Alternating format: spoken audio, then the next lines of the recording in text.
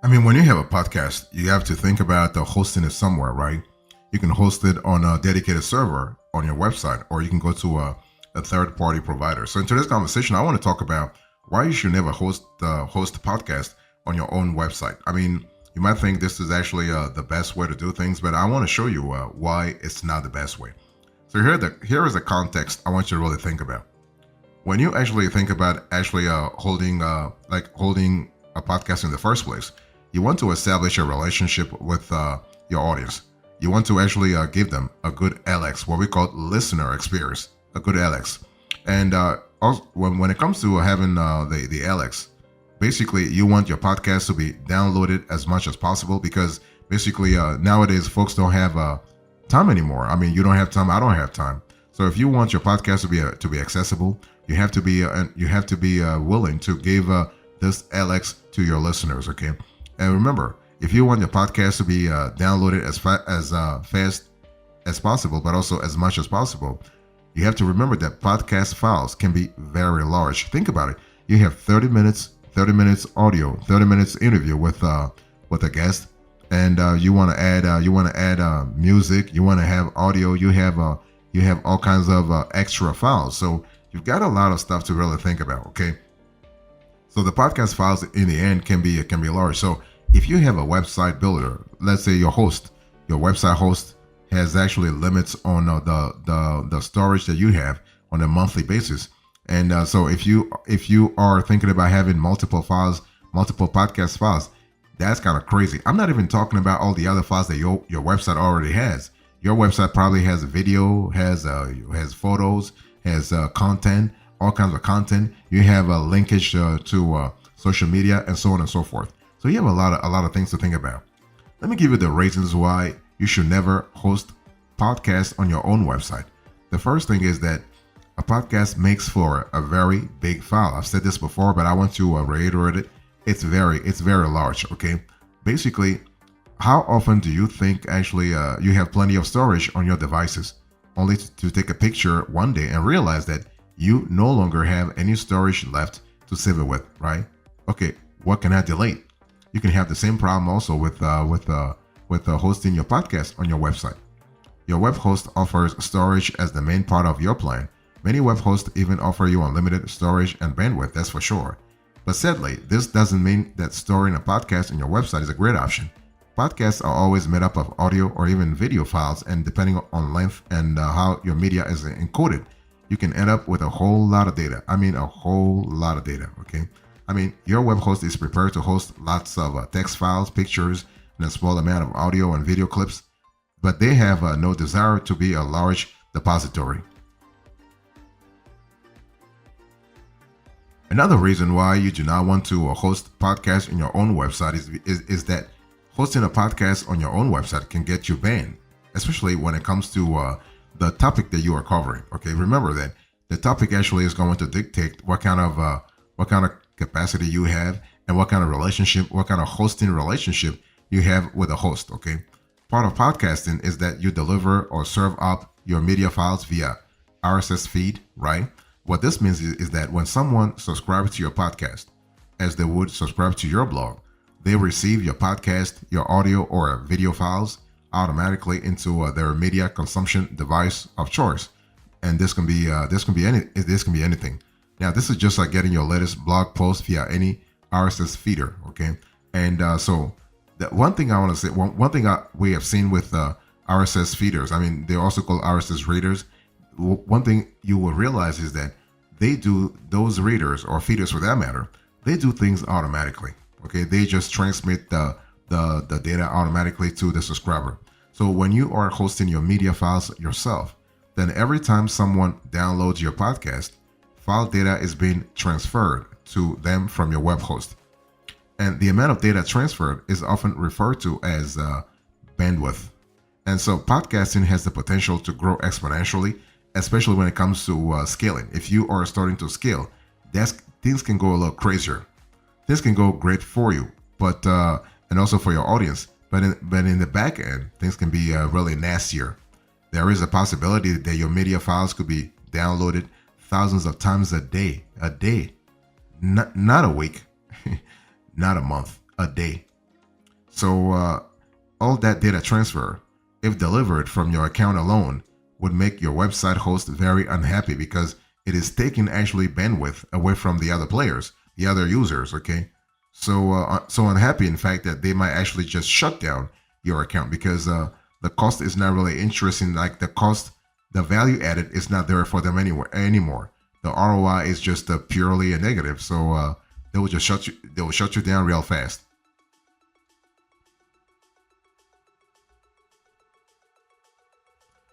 Another reason why you should never host your podcast on your own website is that transferring that much data can be very expensive. Think about it. Again, going back to what I said a little earlier, podcast files are can be very large, okay? And if even if you don't get shut down by your host, it's possible that an even less desirable situation awaits. Why? Because it's possible that you could be hit with a huge bill charging you for the data transfer. That goes back to what I said a little earlier. If the host realizes that they could actually make a lot of money off of you by charging you extra, you bet they will do it. They will do it not even without even thinking twice, okay? Because if you want to really go through the whole process of having a large bandwidth, you should be able to be willing to pay for it, okay?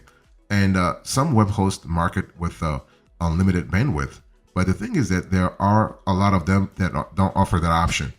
And even though that offer unlimited bandwidth, sometimes they play games around some limits.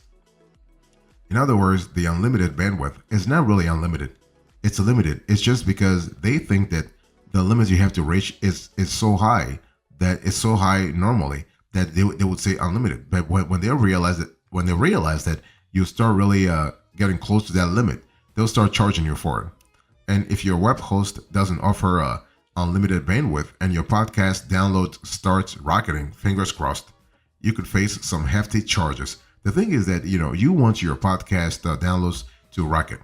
You want your podcast downloads to start rocketing, to actually go up. That's for sure. But the thing is that you have to be able to, you have to be willing to pay the price that might come as a result of that uptick. Okay, and that's why you do not want to host your podcast on your own website because of that relationship with your host that could go sour, either because they're charging you a lot more, or you just realize that they restrict your data your data storage limits, or they just even restrict your bandwidth capabilities here. So that could be a little problematic, or even a lot more problematic. Going back to I said to you a little earlier about your downloads start rocketing. When your downloads start rocketing, speed is the key. And speed is actually another reason why you should never host your own podcast on your own websites. Okay. Let's say you don't get kicked out and your web host does stand by their offer of unlimited bandwidth. First of all, if this is the case, then well done for getting this far without a podcast hosting provider, because you are able to get things done a lot faster. That's really good. But one thing I want to say here, and I'm very sorry to say that, is that your hopes of getting off podcast host free are almost about to be shattered. Why? No matter what web hosting plan you have and how lenient your web host is, what will happen here is that your web host cannot deliver your podcast file at the speed that a podcast host can. Remember, a web host actually is set up to deal with text files, txt, not with large, crazy large podcast files. And so if your web host cannot deliver your podcast file at the speed that a podcast host can, this could actually affect your LX, your listener experience. And the thing is that slow delivery of your media will kill your podcast. That's for sure. And I don't care how established, quote unquote, established you think your podcast is, or how beautiful you think your voice is, or how charismatic you think you are, and how wonderful you think your relationship is with your listeners. If the LX is really crappy, if your LX is crappy, folks will leave your ass like crazy too. Okay. So what you save in money, you will lose in subscribers. more likely than not, you will have your data transfer throttled.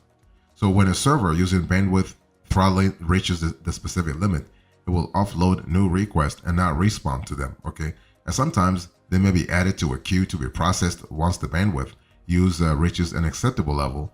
But at peak times, the request rate can even exceed the capacities of such queues, and requests have to be disregarded. And this is a definition that I'm taking from Wikipedia. That tells you a lot about your data transfer being throttled, and you do not want to have this sort of a throttling. Okay, so when you are trying to stream a video on YouTube and it just won't buffer, how long do you really wait before you go on to the next video? It's one of those things where folks wait for like maybe 1 minute, like sometimes 45 seconds, and then your ass is out of there. Okay, you go to another one. So bottom line here is what? Slow download speeds for a lot of users are enough, really, to put them off entirely. And it's very easy to avoid, especially when you set things properly from the get-go. So this is an important element to think about.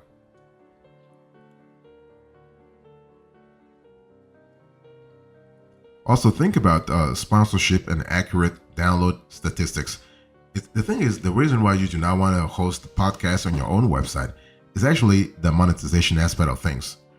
That's actually the monetary part of things. I mean, every time someone downloads your podcast, their network attaches an internet protocol or IP address to it. And an IP address is attached to a location, not a user. So this goes back to what we always say in terms of analyzing your podcast. You have to think about geography, you have to think about demographics, you have to think about also the chronology, the timing. But in this case, geography is really important because the IP address is linked to the geography. And additionally, malicious users actually block or change their IP address to cover their tracks when they are trying to commit ad fraud, for instance. So if one person could use 4 different IP addresses in a day, 2 or more people could use the same IP address at once, a fake IP address could connect to a zillion bots, okay? Then how do you know how many people are paying attention to your podcast in the first place? I'm not talking about you actually buying bots for listening to your show. I'm talking about real humans actually listening to your show because the show is interesting. And that's what you want in the first place, right? You want to have this sort of capacity to know exactly that your show is really popular. So the thing I want to say is that a media host can sort actually the wheat from the chaff for you. They have actually IP filtering to provide a more realistic sense of your audience base. They also have to comply with advertising standards and have the resources to provide your download stats in a meaningful way. And that helps you when it comes to clarity. Okay, if you seek sponsorship, you need to know accurately what these numbers are and what this mean.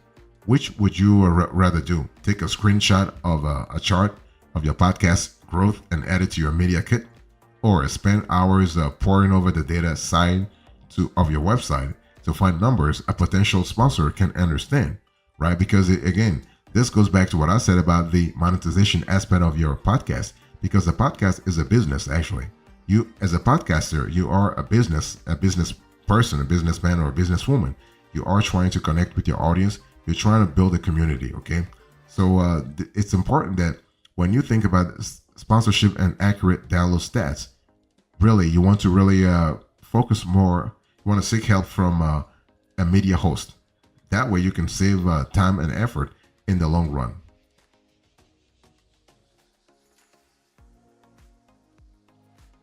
So bottom line here is what?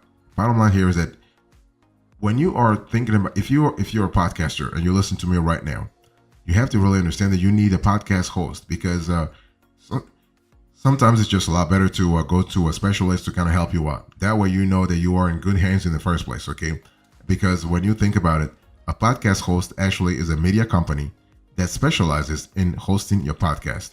That way you know that you're going to a specialist, and the specialist has all the resources, all the capabilities to make sure you are taken care of.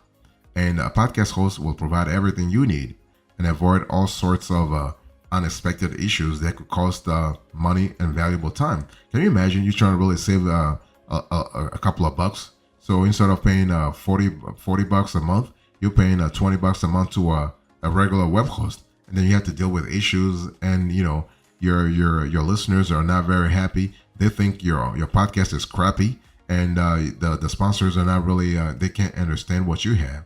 That's kind of crazy. You don't want that, okay? So when you think about a podcast host, I want you to think about a platform that's well prepared to offer you all the storage you need, as well as allow your subscribers to receive your content in a quick and reliable fashion. And this will actually beef up your Alex. And also, many of the leaders in podcast hosting provide great analytical tools. You can use these tools to track how many downloads you are getting, what countries they are from, and even the devices and listening apps being used. That way, you have let's say you can have a great idea about what really happens. We actually covered on another show the best podcast host right now on the market. So feel free to watch that show and to have a better idea about who's out there, who's kicking ass, who's really who can do better. It's one of those things where you have to see what works for you and what doesn't work for you, especially when it comes to having the capability to get things done a lot faster. So that's really important. The thing is, when you think about never hosting your podcast on your own website, it's important to really think about whether you want to have, let's say, a podcast host, or you want to have an all-in-one sort of a software tool, because this actually gives you a lot of flexibility, right? So there is a lot more to podcasting than uploading your files. Like you need to record your episodes. There's a lot of editing and production to think about. There are also additional tasks you don't immediately think about too, like creating written transcripts, right? So maybe you might want to think about an all-in-one podcast tool that can really help you out in terms of hosting, recording, editing, and transcription. That way, you have a clear idea of what you can do, and really ask yourself, how can you actually automate things in the short run, but also in the long run, okay? But you can also think about free podcast hosting. I mean, you probably have heard about a lot of players actually are offering free podcast hosting. But the thing is that with everything that's free, you have to really understand that nothing is free. There's no free lunch in this world anyway, right? Because the platform actually offering something for free. How do you think they get the resources to actually improve their platform? How do you think they get the resources to actually revamp the platform every now and then? So the thing is, when you hear the word of free podcast hosting, there are always strings attached. So sometimes that you might have like a limited functionality, for instance. So the thing is, it's free, but you have limited functionality, or you don't have all the features and capabilities. Okay, so working within the limitations of a free podcast hosting service will stunt your growth, meaning your podcast will never achieve its full potential. So for the price of a monthly coffee or two, you can rest assured that you'll have instant access to a customer service that will take care of you should anything ever go wrong. On top of that, it's actually reassuring to know that your podcast host will actually stay in business, right? That's what you want, because you do not want to actually have a free service and then you realize like 2 years from now or 5 years from now that your podcast host is actually out of business because they're doing something for free, right? That's why you want to pay for stuff. That way you have a clear idea that somebody will be there to kind of help you out. That's an important element to think about, especially when you analyze things from a scalability point of view. That's an important element to think about.